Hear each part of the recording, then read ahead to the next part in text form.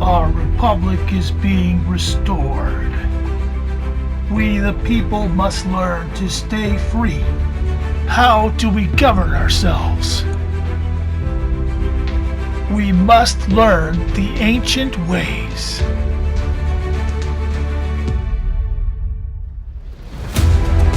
Come along on this journey of the Hidalgo show and learn how to be free. Welcome to Season 3. Hello and welcome to the Hidalgo show. This is episode 5. And today we're going to talk about how to get started. But first we're going to go into a little bit of a teaching about the concept of registration. You're going to find out that registration is a trap, and also it's a remedy. So it depends on how you use it, depends on how you decide to function. So let's go into a little bit of discussion about registration, and then we'll be right back. So let's get right into it. What is registration? Registration is recording, or simply inserting into an official register. So now the question is, who is the custodian of that record?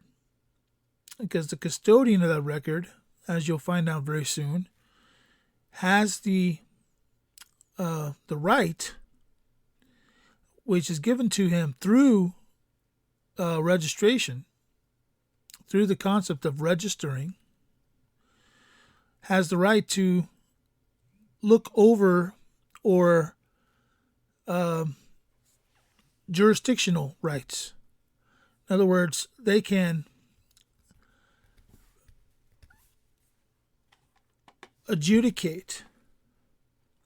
They can adjudicate that which is in their registry. Okay, so let's go and look at the word register. Okay, so what is it to register? These are rights which a king has by virtue of his prerogative. All right, so there's a term in the Latin called jura regalia. And if you know that regis means king, you can kind of make out what jura regalia means. But the holder, you ever heard in UCC law they have this thing called holder in due course? The holder in due course is the same as the custodian of record. Where or who holds the record? Whose registry has it been signed in? That is the jurisdiction by which presumptions can be made. In some jurisdictions, there are presumptions of ownership. All right? And that is the situation that we have going on in the world today.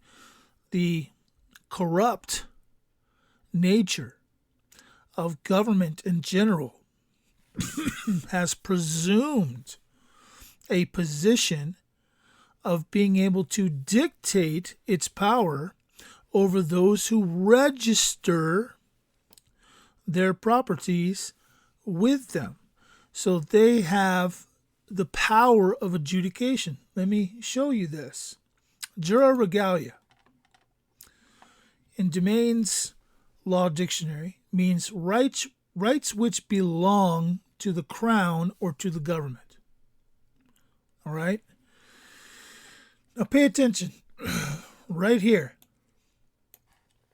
Royal rights, or rights in the nature of royal rights, especially civil and criminal jurisdiction.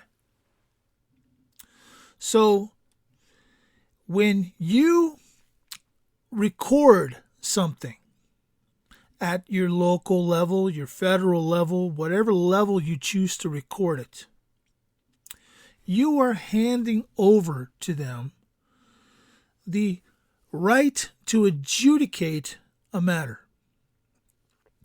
if you have put your deed into the county, if you have placed your, if you've gone and been licensed to do a particular thing that without the license would be unlawful to do, you have also given up certain rights because you have registered. When you register in a particular area, you are adopting the presumption of law that particular area manifests.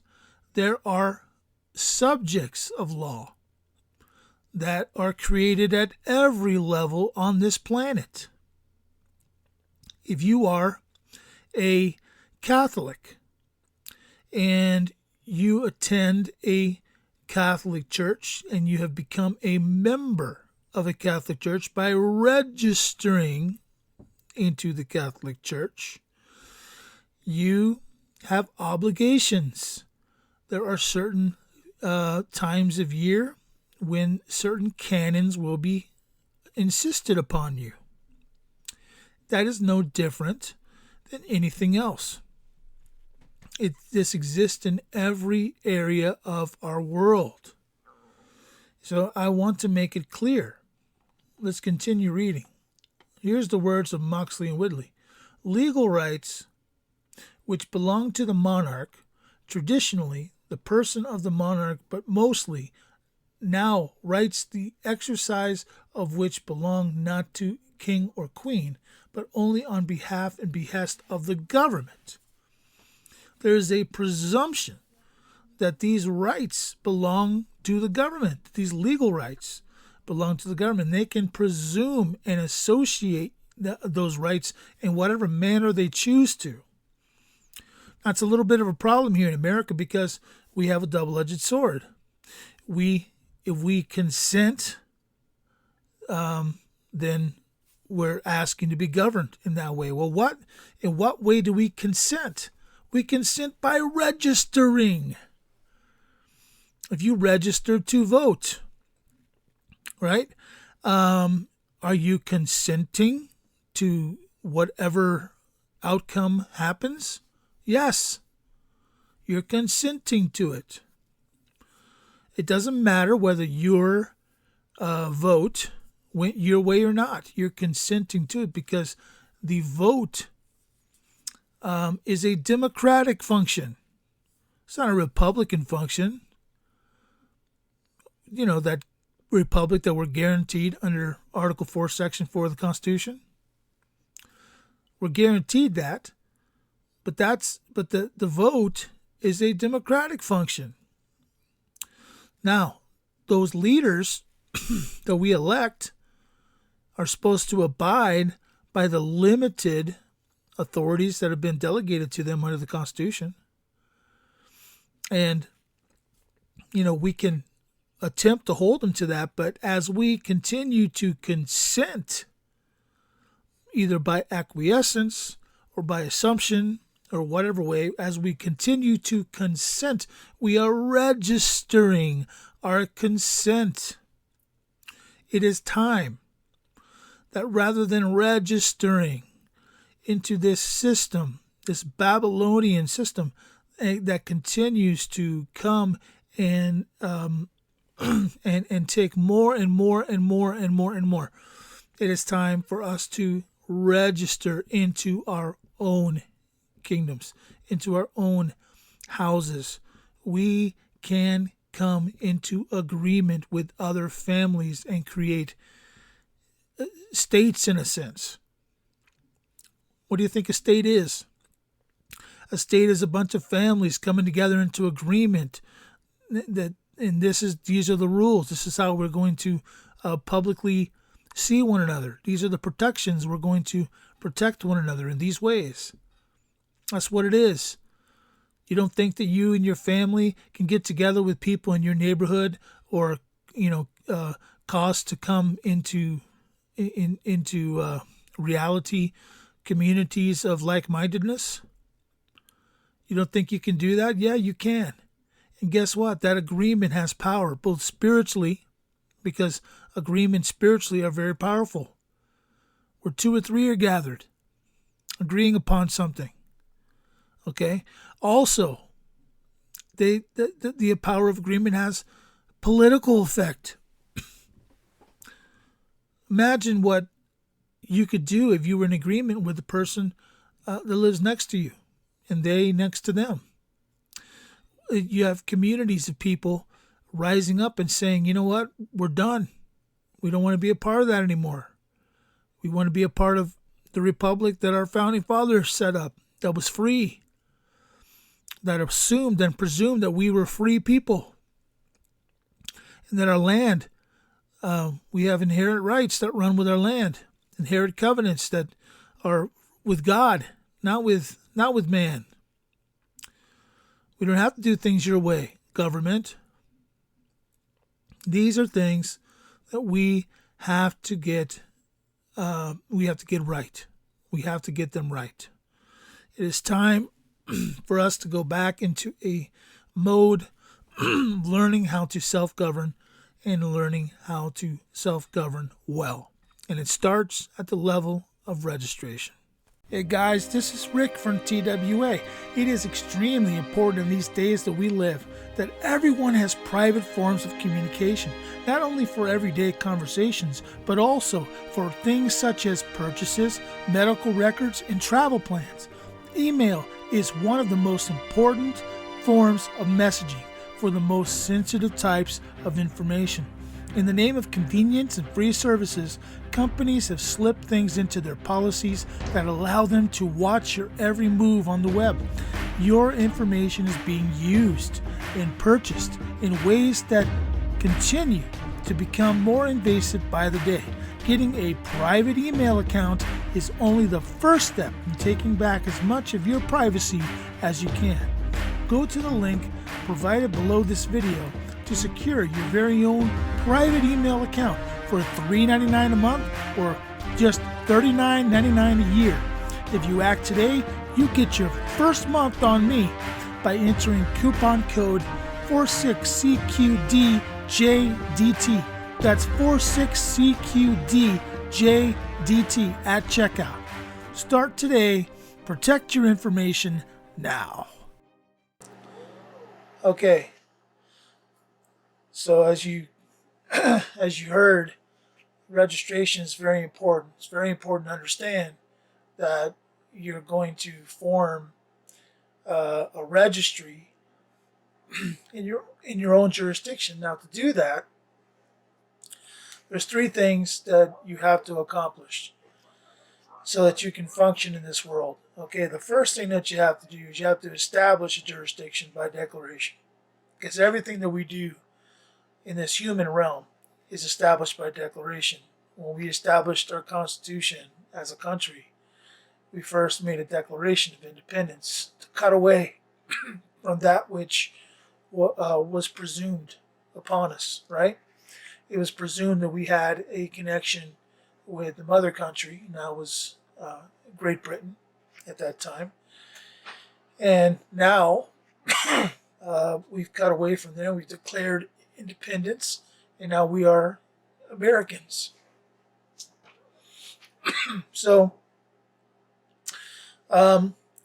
first thing you're going to have to do is establish a jurisdiction by declaration. So, you prepare a document that is a establishment of jurisdiction type of document. Call it establishment of a house, establishment of a ministry, establishment of whatever you want to call it, okay? And you prepare a document that states the tenets of your establishment, the tenets of your jurisdiction. These are the things that make me Christian. These are the things that make me American. These are the things that make me uniquely capable of self-governing, right? These things. We instruct our children. We, so on and so forth. You're going to put all that in a document. You're going to get it notarized, and then you're going to get it apostilled, and you're going to record it in your own You're going to put your own document on top of it that you're going to record into your own house, into your own record keeping. So you become the custodian of record. That's very important. Okay, that's the first thing that you're going to do. So, in order to do that, there's a couple things that you're going to have to get set up in that establishment document where you're declaring and you're establishing your jurisdiction. Make sure you put in there a section that actually declares and enumerates your particular entity, your particular organism's number. Okay, in order to function in this world at this current time, it's important to have a number. Now, numbers aren't all the same. Some numbers are locked into a jurisdiction and they're a form of registry, and other numbers are not. I'll give you an example. A Social Security number is locked in to a jurisdiction. When you get that Social Security number, when you use that Social Security number in your employment, it's locked into a jurisdiction. You're having to abide by the code that those businesses enforce on you. Okay, but the another way that you can do this is get yourself an EIN number and actually put the EIN number, establish it in that establishment document. Somewhere towards the end, you have a little section that says, this jurisdiction, this entity, this council, whatever you want to call yourself, your self-governing unit. Okay, you're gonna put your EIN in there. This is what we're going to function through in commerce. Okay, we're going to function through this. And when you get your EIN number, you go online to the IRS.gov and you do your EIN number. You go to apply for EIN number and you fill it out for banking purposes only. Now, when you get to the end of that application, before you click to get your PDF of the EIN document, there's going to be a screen that kind of summarizes all your information. Make sure you print that because that's the birth certificate. It's gold. It's the birth certificate, and it is the only thing that is going to prove your classification as for banking purposes only. Otherwise, they can just presume that you did it for whatever reason they dictate that you presented it or that you created it. But you did it. That's going to provide the status for banking purposes only. It's going to say that. Very important. It actually tells you, make a copy of this before you go on because this is the only copy that will ever exist. So make sure you print that summary before you click to get the PDF. All right? Very important because it's on that piece of paper that you print out. It is going to say purpose for banking purposes only. So you're not saying that you're getting this in order to enter a jurisdiction. You're saying that you're getting this in order to do banking, which is just a public utility. Okay, at this time, it's really the only way our banking system is enclosed. There's no outside at this point. I mean, you got cryptos that you can get into, and that's interesting, but at this time, a lot of people don't accept cryptos for purchasing, for trading. So it's useless right now. No, maybe one day. But at this moment, it's everything is encapsulated in this regulation box where they own the banking cartel. banking cartel is a whole thing of its own. So you're going to need that. I suggest you get it and you put it in your establishment document, just to say this is what we're going to use. When we use this, you know what purpose we're using it for. It's for this ministry. It's for this particular purpose. It's not for taxing purposes. It's for banking purposes only. You see? Okay? Very important. And then once you get all that done and you've got that recorded, then you're going to go about starting to form your council or your board or your regency, whatever you end up calling the governing structure of your particular organization. I like to say organism because an organism is alive, or an organization is a dead thing.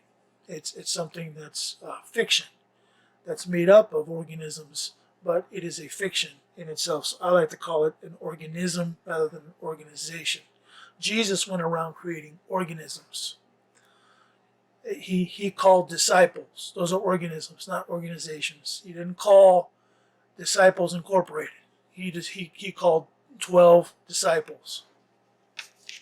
So you're going to go ahead and form that, and you're going to do that under your seal, and then you're going to put it and record it into your registry. Now, I mentioned seal for a reason, because this is a really important part of self-governing, and it is really the first major step you'll take that will cost you a little bit of money. You need to get an embossed seal made with whatever wording that you want on it. And you're going to then, once you have that made, you're going to put a copy of that. You're going to emboss a document, and you're going to say this, this seal is representative of this organism, this organization, and you're going to,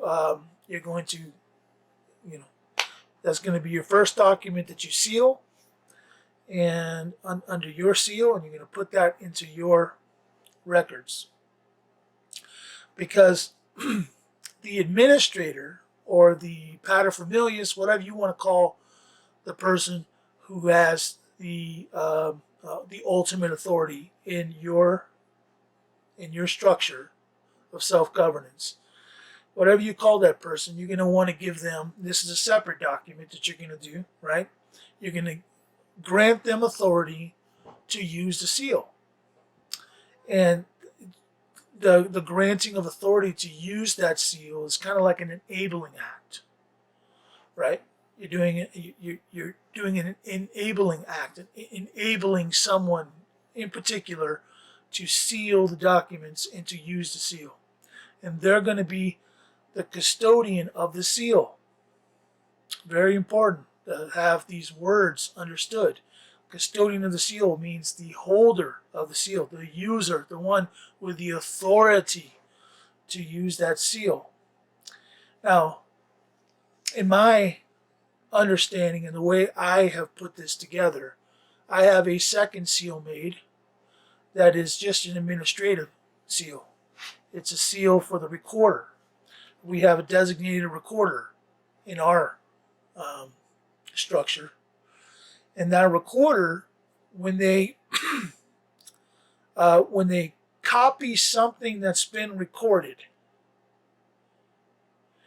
and certify it as having been recorded in the records of the house, that this is the custodian of record, the house of Hidalgo, in my case, is the custodian of record. So it's coming from the house of Hidalgo, and this is to certify that it is coming from, and it is certified to be from those records. All right? You won't have to do that very much, but when you have to provide some kind of documentation, I'll give you an example. I had some identification cards made a few years ago. And one of the things that uh, the company wanted was my permission to use or to create the cards.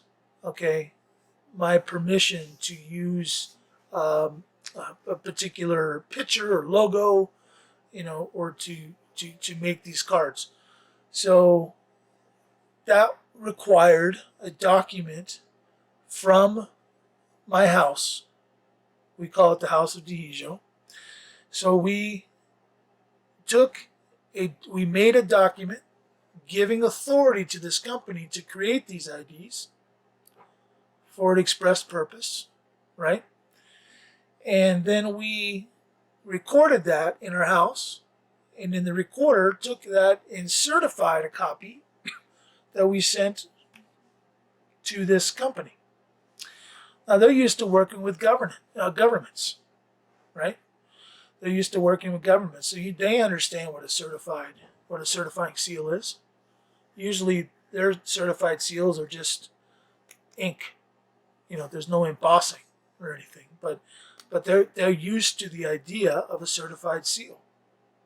So when they saw that, they said, okay, that's reasonable to us. It's a certified seal. It's exactly what we're looking for. It meets all the definitions of what we're looking for.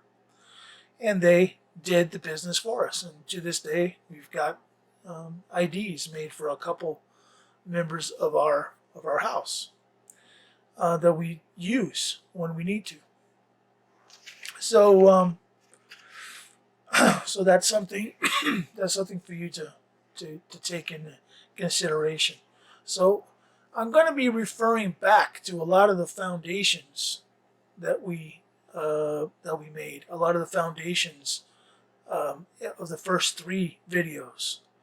We're going to be referring back to even the 4th video, some of the foundations over and over and over again. So if you haven't seen the first 4 videos, please go back and watch those videos, because without understanding where the authority comes from to be able to self-govern, there's no reason for us to even attempt to do this. Okay? But what you're going to find is, as you go through this process of learning how to self-govern, learning how to stay out of bad contracts, learning how to make good contracts, learning how to do things responsibly and in a good way, in a righteous way, you're going to find other people that are doing the same thing, and you're going to come together with them and form agreement. And the power of agreement is so important. That's how we build these communities. That's how we come together. And eventually, that's how we, can start to collaborate. And many of us can come together in actual purposed communities, which is one thing that I envision. I envision being able to do that at some point, bringing other people together, like-minded people who want to self-govern, into a community where we can protect one another and do commerce with one another. Kind of an enclosed structure that also has the possibility of going out and getting what we need, right? So that's where we're going to stop for today. There's a lot more to cover. We're going to go into all kinds of details about things, but I think I've given you enough assignments at this point. I think this has to be done for America. Americans have to understand that this is our first fight. The first fight is the fight to self-govern. Okay? Forget the rest. If you can't self-govern, you're not going to get your city council. You're not going to get your state. You're not going to get your national. You're not going to get anything. You're not going to be dog catcher. You can't even go and pretend that you know anything about this Republican form of government if you can't even self-govern, because that's what it's all about. So this is the first step. No one's talking about it. Everybody's talking about taking back, the nation. Everybody's talking about taking back the state. Everybody's talking about taking back the county. And I've heard people talking about, certain pillow guy. I've heard him talk about taking back the dog catcher. Okay? Well, you can't take back the dog catcher until you know how to self-govern, because you're just going to get corrupted. All right? You can't corrupt the uncorruptible. Okay? If you want to be incorruptible, the way to be incorruptible is to learn how to self-govern. It's just that simple. See, if you can function through this life without having to be rich, then how can you be enticed to do something for money? Can you? Especially when you have the principle. And it's about the principle. The principle is this: we have to learn to self-govern, because that's the right that God gave us. God gave us the right to self-govern. God gave us the authority to self-govern. God gave us the demand to self-govern. He said, be fruitful and multiply, take dominion, and subdue the earth. You can't do those things without self-governing. It's all about this house first, just like Jesus said. On to Jerusalem, Judea, Samaria. That circle's expanding outward. You start here. You start where you're at. You start with your house, and you move out from there. We're going to talk a lot more about this, but for today, that is enough. Just want to remind you, everything we do at the house, at this house, the house of Hidalgo, it's all about the blood. Our republic is being restored. We the people must learn to stay free. How do we govern ourselves? We must learn the ancient ways.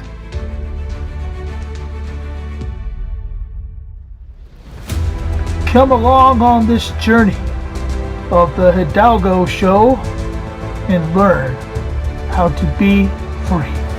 Welcome to Season 3.